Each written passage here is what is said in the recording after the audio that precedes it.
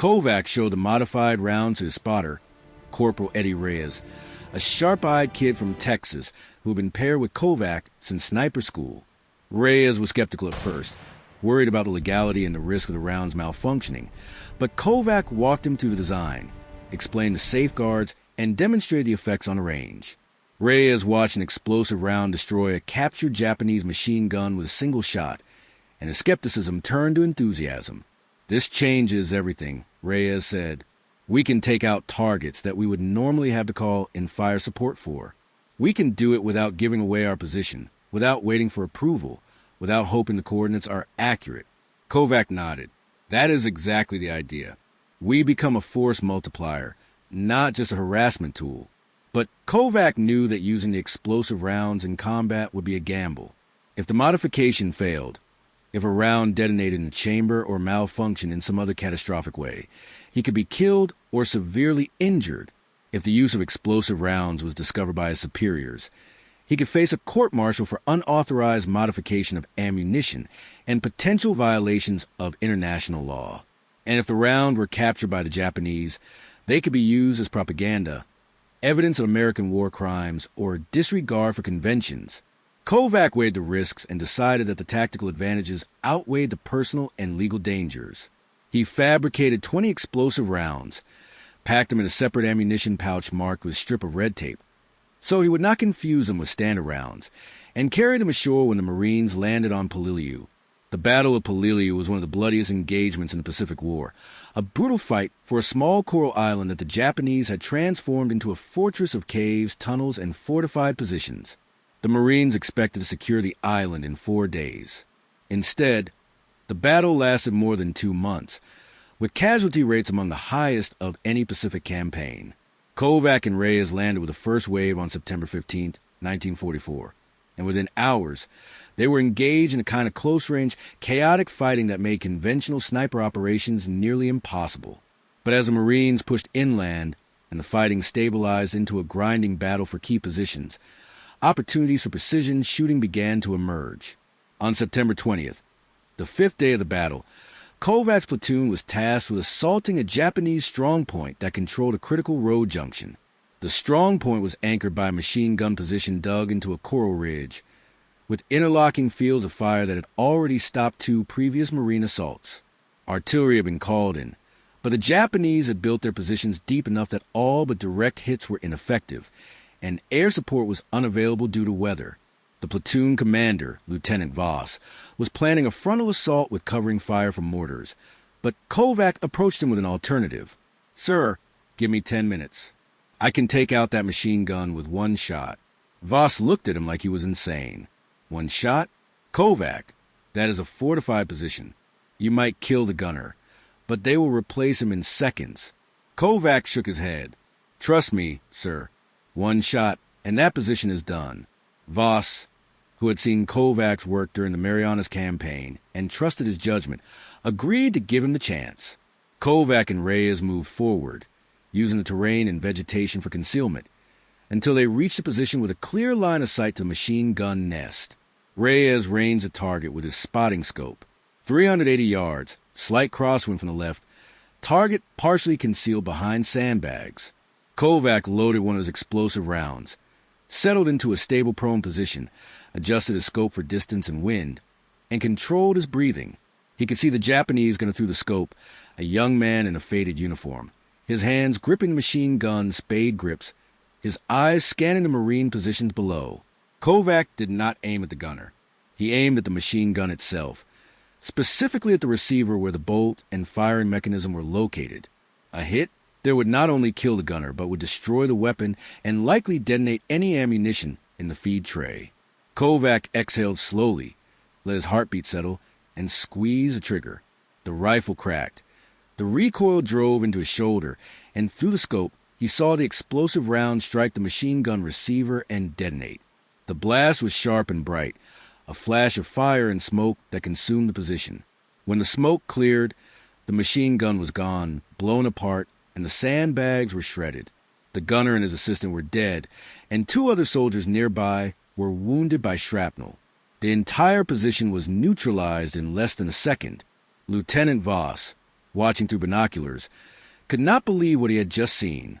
He grabbed his radio and called Kovac. "What the hell did you just shoot, Sergeant?" Kovac did not answer directly.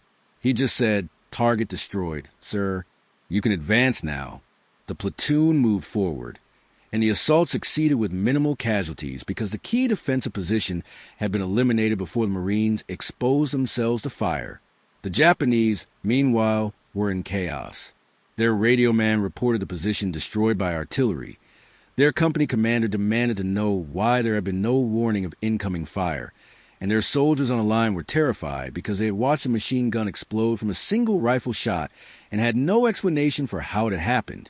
Over the next 3 weeks, Kovac uses explosive rounds sparingly, targeting high-value equipment and defensive positions that were holding up Marine advances. He destroyed another machine gun, disabled a mortar by detonating its ammunition supply with a single shot, and blew apart a Japanese radio setup, severing communication between forward units and their command post. Each time, the effect was the same: disproportionate destruction from a single rifle shot and escalating Japanese confusion about what kind of weapon was being used against them. Japanese intelligence reports from Peleliu described a new American weapon, possibly a small-caliber artillery piece or a specialized anti-material rifle, that could destroy fortified positions with single shots. The reports overestimated the size and capability of the weapon, attributing to it effects that were actually the result of Kovac's modified ammunition and precise shooting. The psychological impact on Japanese forces was profound. Soldiers who had been trained to fear American artillery and air power now had to contend with the possibility that a single unseen rifleman could destroy their heavy weapons and key equipment without warning. Machine gunners became reluctant to fire for extended periods, fearing that muzzle flash would draw the attention of the one-shot storm. Radio operators moved their equipment frequently, worried that staying in one position too long would make them a target. The fear was not entirely rational. Kovac had only 20 explosive rounds and was using them carefully, but fear in combat rarely is rational. The Japanese platoon commander crouches behind a fallen palm tree on Peleliu Island at 1,423 hours on September 20th, 1944, trying to understand what just happened to his machine gun position. 3 seconds ago, his gunner was firing controlled bursts at advancing Marines, suppressing their movement across the beach. Then there was a single crack, a sharp rifle shot from somewhere in the jungle, followed immediately by an explosion that was far too large to be a rifle round. The machine gun nest disintegrated in a blast of fire and shrapnel, killing the gunner and assistant gunner instantly, destroying the weapon, and sending fragments tearing through 2 riflemen positioned nearby. The commander cannot comprehend it. A single shot should not produce that effect. A rifle bullet might kill one man, might disable a weapon if it hits precisely the right component, but it does not explode like a mortar round. His radio man is shouting into handset, reporting the position destroyed by American artillery. But the commander knows that is wrong. There was no whistle of incoming shells, no barrage, just one shot and one impossibly powerful explosion. His men are already calling it Ichihatsu Erasure, the one-shot storm, and the fear in their voices tells them that whatever the Americans have deployed, it is something new and terrifying. If you believe stories like this shouldn't vanish with time, subscribe. Let's keep their memory alive together. The man who fired that shot is Marine Sergeant Daniel Kovac, a 26-year-old sniper from Pennsylvania coal country who spent his youth hunting deer in the Appalachian Mountains and learned to shoot before he learned to read. He is lying prone in a concealed position 380 yards from the Japanese machine gun nest. His Springfield M1903A4 sniper rifle fitted with an 8X unauthorized scope and loaded with ammunition that officially does not exist. The cartridge in his chamber is a standard .30-06 round, but the bullet has been modified in a way that would make ordnance officers furious if they knew about it. Kovac drilled out the lead core, packed a hollow cavity with a small amount of high explosive and a pressure-sensitive detonator, then sealed the tip with a copper cap. The modification is crude, dangerous, and entirely unauthorized, but it works. When the bullet strikes a hard target at high velocity, the detonator triggers the explosive charge, producing a blast equivalent to a small grenade. The effect is devastating, not just because of the explosion itself, but because of the psychological impact on enemy forces who cannot understand how a single rifle shot can produce such destruction. Kovac grew up in the anthracite coal region of Pennsylvania, where his father worked underground and his grandfather before him. The family lived in a company town where poverty was a default condition, and hunting was not a sport, but a necessity that put meat on the table when wages were too low to buy it. Kovac learned to shoot with a borrowed .22 rifle at age 7, progressing to larger calibers as he grew stronger, and by his teenage years, he was the best shot in his township, winning local competitions and providing venison for his family and neighbors. He understood ballistics intuitively, could judge wind and distance by feel, and had the patience to wait motionless for hours until the perfect shot presented itself. When he enlisted in the Marines in 1942, his skills were immediately recognized, and he was assigned to sniper training at Camp Lejeune. Marine sniper doctrine in 1944 emphasized precision, concealment, and psychological warfare.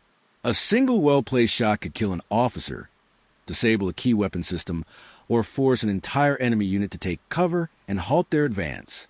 But Kovac believed that snipers were being underutilized, that their potential impact was being limited by the conventional understanding of what a rifle bullet could do. He had watched machine gun teams return fire on his position after he killed a gunner, had seen enemy soldiers quickly replace casualties and resume operations, and concluded that killing individuals, while tactically valuable, was not enough to create the kind of disruption that could change the outcome of an engagement. What if, he wondered, a single shot could do more than kill one man? What if it could destroy equipment, wound multiple enemies, and create confusion about what kind of weapon was being used? The idea of explosive bullets was not new. Various militaries had experimented with explosive projectiles for over a century, and international conventions dating back to the Hague Conferences of 1899 and 1907 prohibited the use of expanding or explosive bullets against personnel in warfare. But those prohibitions were written in an era before modern military equipment, and they focused on preventing unnecessary suffering to individual soldiers. Kovac was not interested in causing unnecessary suffering. He was interested in destroying equipment and creating tactical effects that exceeded the normal capabilities of a sniper rifle. A machine gun was not a person. A radio was not a person. An ammunition cache was not a person. If an explosive bullet could destroy those targets with a single shot, thereby saving Marine lives by eliminating threats faster and more efficiently, then Kovac believed it was worth exploring, regardless of whether it fit neatly into doctrinal categories or legal frameworks. He began experimenting in early 1944, during the division's preparation for the Marianas Campaign. He worked in secret, using tools and materials scrounged from the base workshop, and his initial attempts were failures. The explosive charge was too large, causing the bullet to detonate in the barrel and nearly destroying his rifle. The detonator was too sensitive, causing premature detonations during loading. The copper cap did not seal properly, allowing moisture to ruin the explosive. But Kovac was persistent, adjusting the design, testing different explosive compounds, and refining the detonator mechanism. After dozens of failures, he developed a design that worked reliably. The explosive charge was small enough to fit inside a drilled-out bullet without compromising structural integrity. The detonator was pressure-sensitive but stable during handling and firing, and the copper cap sealed the assembly against moisture and shock. He tested the modified rounds on the range, firing at steel targets and sandbags to observe the effects. The results were impressive. A standard .30-06 round would punch a clean hole through a steel plate or bury itself in a sandbag. An explosive round would strike the target and detonate on impact, blasting a crater in the steel or blowing the sandbag apart. The explosion was not large, roughly equivalent to a hand grenade, but it was concentrated at the point of impact, which meant that the destructive effect on equipment was far greater than the explosive yield would suggest. A machine gun struck by an explosive round would be destroyed, its receiver cracked, its barrel bent, its components scattered. A radio would be obliterated. An ammunition box would ignite. The explosive rounds turned a sniper rifle into a precision demolition tool, capable of destroying high-value targets that would normally require artillery or air support. The perception that American snipers had access to some kind of explosive ammunition created hesitation and caution where aggression might have been more effective. But Kovac's use of explosive rounds also created problems within his own chain of command. After his third successful shot, destroying a Japanese mortar position, a company-level intelligence officer named Captain Marsh demanded to inspect Kovac's rifle and ammunition. Kovac complied, handing over his weapon but keeping the explosive rounds hidden in a separate pouch. Marsh examined the rifle, found nothing unusual, and asked how Kovac was achieving such devastating effects. Kovac attributed it to lucky hits on ammunition or fuel supplies, and Marsh, lacking evidence to the contrary, accepted the explanation. But the scrutiny made Kovac nervous, and he realized that continued use of the explosive rounds would eventually lead to discovery and consequences.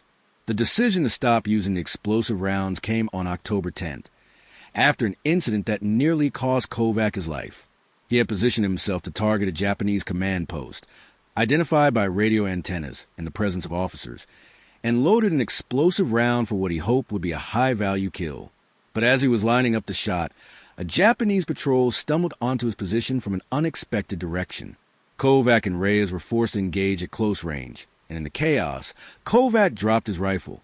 A Japanese soldier picked it up, examined it briefly, then dropped it and fled when Marine reinforcements arrived.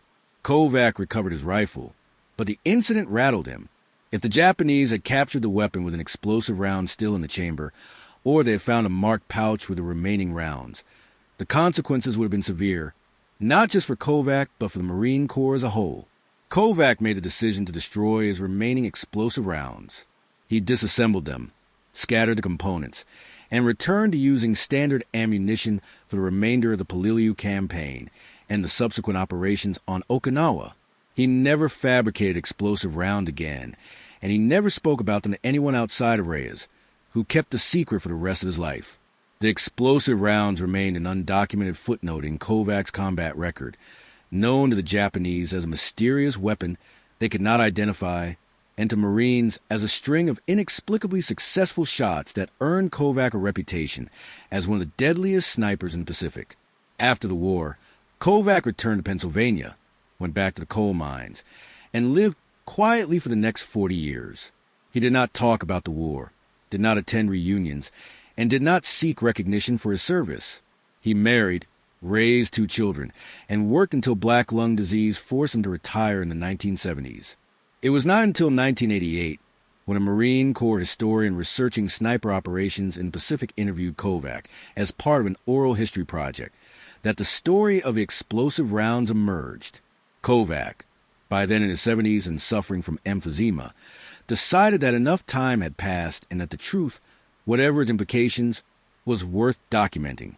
He described the design of the explosive rounds, the testing process, the tactical effects, and the decision to stop using them. The historian was stunned, both by the ingenuity of the modification and by the ethical and legal questions it raised. Kovac was unapologetic. I did what I thought was necessary to save Marine lives and accomplish the mission. If that meant bending rules or operating in a gray area, then so be it. War is not a clean business, and expecting soldiers to fight with one hand tied behind their backs while the enemy uses every tool available is naive. The historian asked whether Kovac believed the explosive rounds violated international conventions. Kovac's answer was blunt. I was not shooting at people. I was shooting at equipment. A machine gun is not protected by the Geneva Conventions. A radio is not protected. If the conventions do not account for modern warfare and the reality of what soldiers face, then maybe the conventions need to be updated rather than soldiers being punished for trying to survive. The historian's report, completed in 1989, was classified and remained unavailable to the public for more than 2 decades. The Marine Corps was uncomfortable with the implications of Kovac's actions, not because they doubted the tactical value of the explosive rounds, but because acknowledging their use could create diplomatic and legal complications. The decision was made to keep the report sealed, and Kovac was asked, though not ordered, to refrain from discussing the explosive rounds publicly. He agreed, more out of exhaustion than conviction, and the story remained buried. It was not until 2012, after Kovac's death and the declassification of numerous World War II-era documents, that the full story became available to researchers and historians. The revelation sparked debates among military ethicists, historians, and legal scholars about the nature of innovation in warfare, the boundaries of acceptable tactics, and a tension between effectiveness and adherence to international norms. Some argue that Kovac's explosive rounds represented a dangerous precedent, a willingness to ignore legal constraints in pursuit of tactical advantage. Others argue that his actions were pragmatic and justifiable, that the rounds targeted equipment rather than personnel, and that the psychological effects on enemy forces were a legitimate form of warfare. What the debates often missed was the human dimension of Kovac's story. He was not a general making strategic decisions from a headquarters far from the fighting. He was a sergeant lying in the dirt, watching Marines die because machine gun positions could not be neutralized quickly enough, and he made a decision based on the tools and knowledge available to him. The explosive rounds were not the product of a laboratory or a research program. They were the product of a coal miner's son who understood how things exploded, who had mechanical skills to fabricate a functioning detonator, and who was desperate enough to try something that might work when conventional methods were failing. The Japanese accounts of the one-shot storm, compiled from captured documents and post-war interviews with surviving soldiers, reveal the extent to which Kovac's innovation affected enemy behavior. Japanese commanders on Peleliu and later on Okinawa issued warnings about American snipers using explosive ammunition, instructed their troops to avoid concentrating heavy weapons in exposed positions, and devoted resources to counter sniper operations that were based on inflated assessments of American capabilities. The psychological impact of a handful of explosive rounds, fired over a 3-week period, created effects that lasted for months and influenced Japanese defensive tactics across multiple island campaigns. But the story also raises uncomfortable questions about the nature of innovation in warfare and the ethical lines that separate legitimate tactical creativity from violations of accepted norms. Kovac's explosive rounds were effective and they saved lives, but they also operated in a legal gray area that could have been exploited by an enemy to justify their own escalations or violations.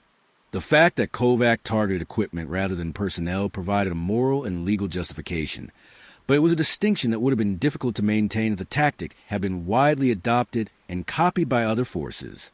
The line between destroying a machine gun with an explosive round and using the same round to kill a bunker full of soldiers is narrow, and once crossed, difficult to uncross. The legacy of Kovac's explosive rounds is complex and contested. From a purely tactical perspective, they demonstrated that small innovations, developed by individual soldiers and implemented without official approval, could have outsized effects on battlefield outcomes. From a legal and ethical perspective, they highlighted the tension between the laws of war, which are written in peacetime and often lag behind technological and tactical developments, and the realities faced by soldiers in combat, who must make decisions in real time with incomplete information and under extreme pressure. From a psychological perspective, they illustrated how perception can be as powerful as reality, that an enemy's fear of a weapon can be as effective as a weapon itself, especially when that fear is based on incomplete information and exaggerated threat assessments. Daniel Kovac died in 1994 at the age of 76, and his funeral was attended by a handful of Marines who had served with him, including Eddie Reyes, who traveled from Texas to pay his respects. Reyes gave a brief eulogy in which he described Kovac as the best shot he had ever seen, a man who understood that war was about solving problems rather than following rules, and who was willing to take risks to protect the men around him. Reyes did not mention the explosive rounds, honoring the agreement to keep the story quiet.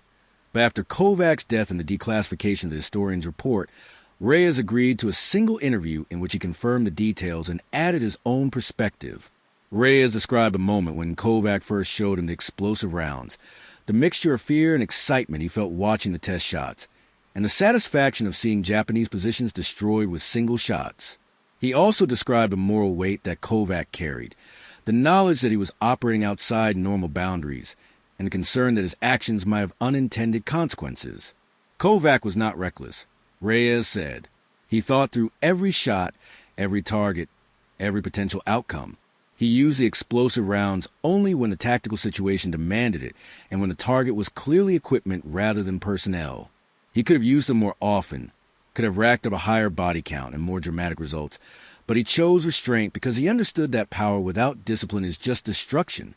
That perspective, coming from a man who was closest to Kovac during the war, provides important context for evaluating his actions. Kovac's explosive rounds were not an attempt to maximize killing or to create terror for its own sake.